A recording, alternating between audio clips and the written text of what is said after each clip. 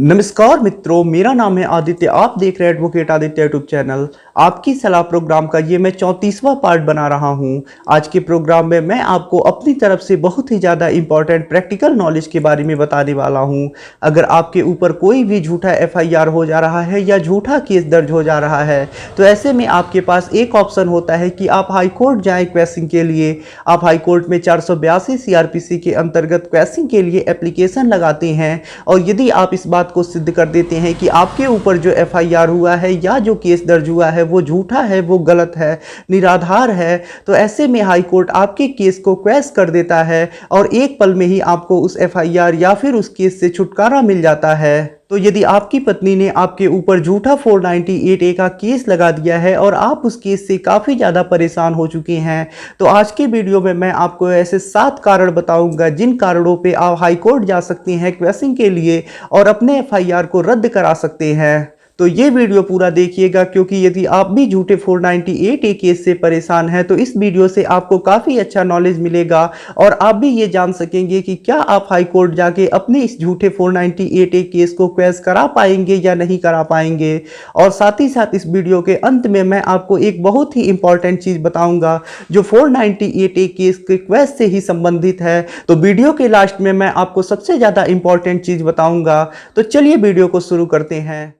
देखिए, अगर आपकी भी पत्नी ने आपके ऊपर झूठा 498A का केस दर्ज करा दिया है, तो ऐसा तो नहीं है कि सारे केस ही क्वैश हो जाते हैं। ऐसा नहीं है कि आपकी भी पत्नी ने आपके ऊपर केस दर्ज कराया, ऐसे में आप हाई कोर्ट जाएंगे, क्वैशिंग का एप्लीकेशन देंगे और हाई कोर्ट भी आपके मामले को क्वैश कर देगा। भले से ही सारी चीज़ें झूठी हैं, सारे मामले झूठे हैं, पत्नी ने झूठे आरोप लगाए हैं, इसके बाद भी आपका FIR क्वैश नहीं होगा, क्योंकि कितने भी झूठे मामले हो लेकिन हाई कोर्ट उन्हें क्वैश नहीं करता है। जब FIR में या फिर केस में कुछ गड़बड़ियां होती हैं तभी उन मामले को क्वैश करता है हाई कोर्ट। तो उन्हीं गड़बड़ियों के बारे में मैं आपको बताऊंगा कि यदि आपके भी FIR में, आपके भी केस में ऐसी ही गड़बड़ियां हैं, तो ऐसे में आप हाई कोर्ट जा सकते हैं। ऐसे में ज़्यादा चांस है कि आपका जो FIR है या फिर जो केस है वो क्वैश हो जाएगा। कोई भी केस क्वैश होने का सबसे पहला रीजन ये होता है कि प्रथम दृष्टया मामला ही नहीं बन रहा होता है। देखिए, कभी कभी ऐसा होता है कि पत्नी जाती है, कुछ ऐसे आरोप लगाती है जिनके आधार पे कोई केस ही नहीं बन रहा होता है। जैसे पत्नी ये आरोप लगा देती है कि उसके जो सास ससुर है उसे खाना बनाने के लिए कहते हैं, समय से उठने के लिए कहते हैं। पत्नी इस प्रकार के आरोप लगाती है और इन आरोपों के आधार पे पुलिस क्या करती है, FIR दर्ज कर देती है भारतीय दंड संहिता की धारा 498A में। तो जब पत्नी के आरोपों से, उसके सबूतों से या फिर तथ्यों के आधार पे ऐसा कोई मामला ही नहीं बन रहा हो, प्रथम दृष्टया ऐसा लग ही नहीं रहा हो कि कोई अपराध हुआ है, और ऐसे में भी पुलिस अगर FIR दर्ज कर ले रही है, तो ऐसे मामले क्वैश हो सकते हैं हाई कोर्ट से। यदि कोई फरियादी है और पुलिस के पास फरियाद लेके जाता है, एक पुलिस को एप्लीकेशन देता है और उसके आधार पे पुलिस को लगता है कि हाँ ऐसा कोई अपराध हुआ है, ऐसा कोई मामला बन रहा है, प्रथम दृष्टया ही ऐसा लग जाता है कि कोई मामला हुआ होगा, तब ऐसे में पुलिस केस दर्ज करती है। लेकिन कई बार ऐसे दहेज उत्पीड़न के मामलों में बिना प्रथम दृष्टया मामला बने ही, बिना कोई केस बने ही पुलिस बेवजह ही पति और उसके घर वालों के ऊपर केस लगा देती है। तो ऐसे मामले हाई कोर्ट के द्वारा क्वैश हो जाते हैं। दूसरा जो 498A केस क्वैश होने का रीजन होता है वो ये होता है कि स्पष्ट कोई डेट नहीं लिखा होता है, ना ही स्पष्ट आरोप लगे होते हैं।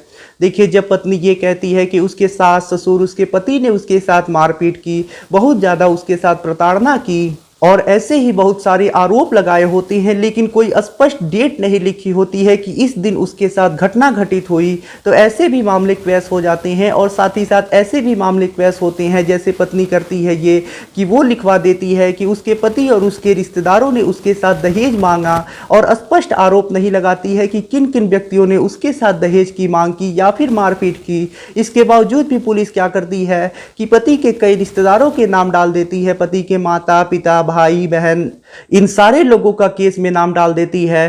पत्नी के आरोपों के आधार पे ये स्पष्ट नहीं होता है कि क्या इन लोगों ने भी अपराध किया है या नहीं किया है। इसके बावजूद भी पुलिस क्या करती है, उन लोगों के भी नाम डाल देती है। तो यदि आपके भी केस में कोई स्पष्ट डेट नहीं लिखा है कि किस दिन अपराध हुआ है या फिर स्पष्ट आरोप नहीं लगे हैं, तो ऐसे भी मामले आप क्वैश करा सकते हैं हाई कोर्ट जाके। 498A केस का क्वैश होने का तीसरा कारण ये होता है कि पति के पास ऐसे सबूत होते हैं जो चीज सिद्ध करते हैं कि पत्नी ने जो भी आरोप लगाए हैं वो झूठे हैं। जैसे पत्नी ये आरोप लगाती है कि इस दिन उसके साथ मारपीट हुई और उस दिन पति वहां पे प्रेजेंट ही नहीं होता है, वो अपने ड्यूटी में होता है, या फिर पति के पास ऐसा ही कोई सबूत है जिससे ये चीज तत्काल सिद्ध हो जाए कि पत्नी जो भी आरोप लगा रही है वो झूठे है, निराधार है। तो ऐसे में भी हाई कोर्ट ऐसे केस को क्वैश कर देता है और एक पल में ही आपका केस समाप्त हो जाता है और सारे केसों से आपको छुटकारा मिल जाता है। 498 एक केस का क्वैश होने का चौथा रीजन ये होता है कि जो एफआईआर होता है वो काफ़ी लेट से दर्ज कराया गया होता है, यानी जो पत्नी होती है वो काफ़ी देर से शिकायत करती है। जैसे कुछ मामलों में ये होता है कि पत्नी पति के घर से चली जाती है और घर से जाने के 2-3 साल के बाद वो एप्लीकेशन देती है, शिकायत करती है कि उसके साथ ऐसी ऐसी घटनाएं घटित हुई, काफ़ी पुरानी घटनाओं को वो दिखाती है। तो ऐसे भी जो केस होते हैं ये चांस होता है कि वो भी ज़्यादातर केस क्वैश हो जाते हैं। तो ये कोई मुख्य आधार नहीं है, लेकिन ये भी एक रीजन बनता है कि अगर आपकी भी पत्नी ने काफ़ी लेट से केस दर्ज कराया है, काफ़ी पुरानी घटनाओं को दिखाया है, तो ऐसे में ऐसे मामले भी क्वैश हो सकते हैं। पांचवा जो 498 ए केस का क्वैश होने का रीजन बनता है वो ये होता है कि कंप्लेंट में कोई गड़बड़ी की गई हो। कई बार पत्नियां क्या करती हैं कि जो 498 ए का कंप्लेंट करती हैं उसमें कोई और डेट लिखवाती हैं कि इस दिन उसके साथ घटना घटित हुई। जो 125 सीआरपीसी का एप्लीकेशन लगाती हैं उसमें कोई और डेट लगाती हैं। एसपी को जो शिकायत की होती हैं उसमें कोई और डेट लगाती हैं। डीवी का जो केस की होती हैं उसमें कोई और डेट लगाती हैं। यानी एफआईआर में कुछ ऐसी गड़बड़ी होती है, कंप्लेन में कुछ ऐसी गड़बड़ी होती है जिससे ये लग जाता है कि ये मामला बिल्कुल सरासर झूठा है। तो ऐसे भी मामले हाई कोर्ट के द्वारा क्वैश कर दिए जाते हैं। तो अगर आपके भी मामले में ऐसा ही है कि आपकी भी पत्नी ने तारीखें गलत लिख दी है, समय गलत लिख दिया है या फिर स्थान गलत लिख दिया है, तो ऐसे में ऐसे भी मामले क्वैश हो सकते हैं। इसके लिए भी आप हाई कोर्ट जा सकते हैं और क्वैशिंग का एप्लीकेशन लगा सकते हैं। ऐसे में भी चांस है कि आपका जो एफआईआर है वो क्वैश हो जाएगा। 498 ए केस का क्वैश होने का छठा सबसे बड़ा रीजन ये होता है कि एमएलसी रिपोर्ट यानी मेडिकल लीगल सर्टिफिकेट, जिसे हिंदी में मुलैया बोला जाता है, वो नहीं लगा हो। अब देखिए, अगर कोई छोटा मोटा आरोप पत्नी लगाती है, जैसे ये लगाती है कि उसके साथ धक्का मुक्की की गई या फिर उसे एक आध तमाचा मारा गया, तो ऐसे में कोई मेडिकल की आवश्यकता नहीं है, ऐसे मामले क्वैश नहीं हो सकते हैं।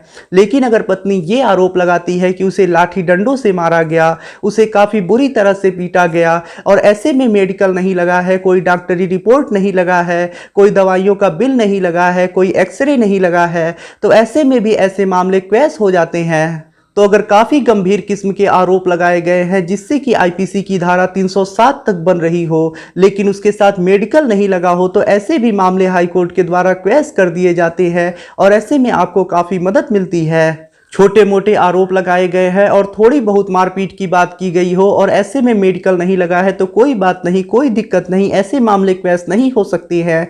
लेकिन बड़े आरोप लगाए गए हैं, ज़्यादा मारपीट की बात की गई है, तो ऐसे मामले क्वैश हो सकते हैं। सातवां जो 498 ए केस का क्वैश होने का रीजन बनता है वो ये बनता है कि पत्नी कई बार क्या करती है कि पति के और पति के कई रिश्तेदारों के ऊपर, यानी पति के अलावा पति के 7, 8, 9, 10, 11, 12 ऐसे रिश्तेदारों के ऊपर केस लगा देती है और पूरे घर भर को फंसा देती है।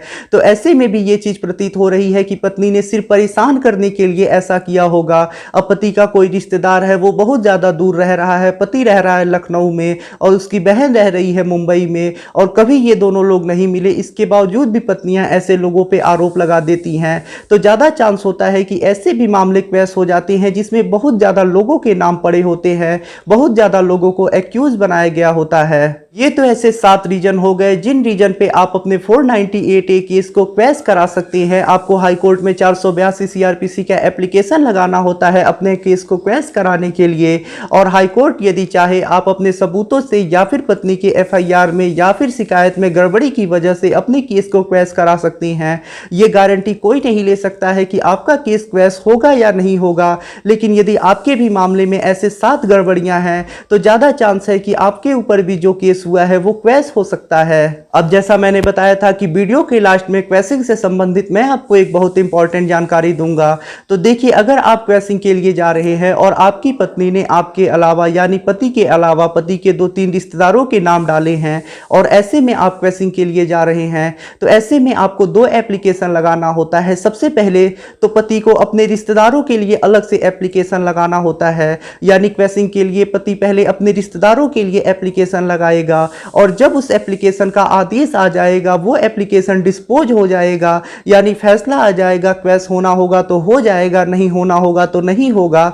उसके बाद पति अपना एप्लीकेशन लगाएगा, यानी पति को अलग से एप्लीकेशन लगाना है और रिश्तेदारों के लिए अलग से एप्लीकेशन लगाना है।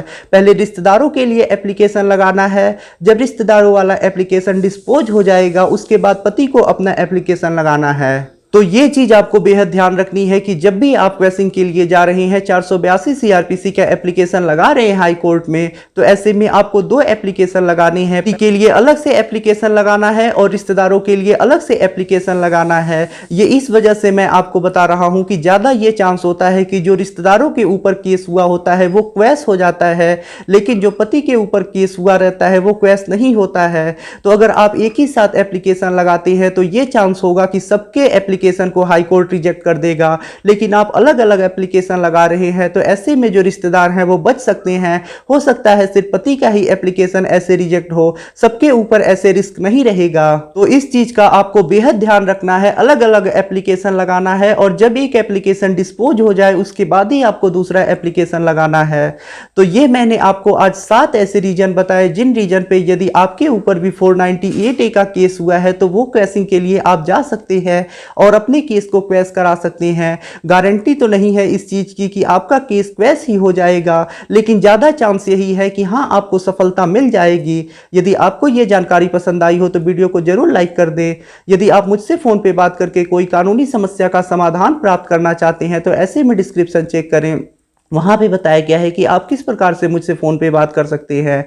यदि आपको वीडियो पसंद आया हो तो वीडियो को लाइक करें, अपने दोस्तों के साथ शेयर करें और यदि आप चैनल पे नए हैं तो चैनल को सब्सक्राइब करके बेल आइकन को दबाएं। मिलते हैं नए वीडियो के साथ अगले दिन, तब तक के लिए जय हिंद, जय भारत।